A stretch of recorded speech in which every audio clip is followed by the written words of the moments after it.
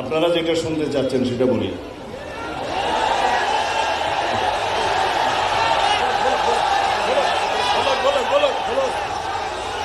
ইনশাআল্লাহ যদি বাংলাদেশের রাষ্ট্র ক্ষমতায় সরকার পরিচালনার দায়িত্ব আল্লাহ রাব্বুল আলামিন আমাদেরকে দেয়,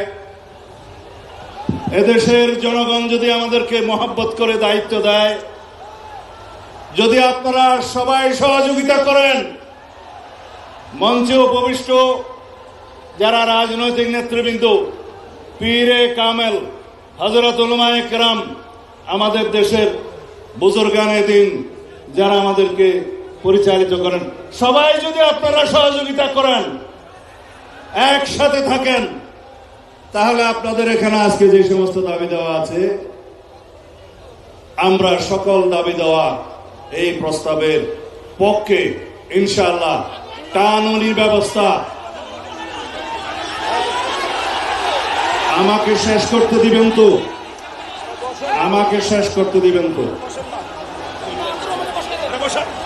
কানুনি সকল ব্যবস্থা জাতীয় সংসদে আলাপ আলোচনার মাধ্যমে গ্রহণ করা হবে ইনশাআল্লাহ।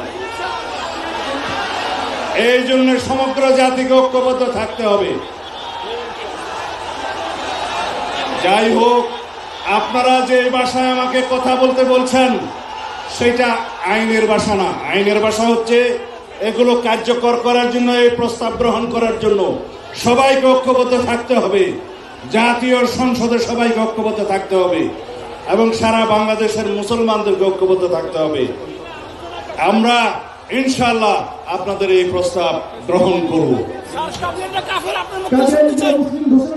আমরা কানুনি ব্যবস্থার কথা বলতে চাই। আমি আগেই বলেছি, যারা রাসূলুল্লাহ সাল্লাল্লাহু আলাইহি ওয়াসাল্লামের পক্ষে নয় তারা মুসলমান হতে পারে না। খোদা হাফেজ। বাংলাদেশ জিন্দাবাদ।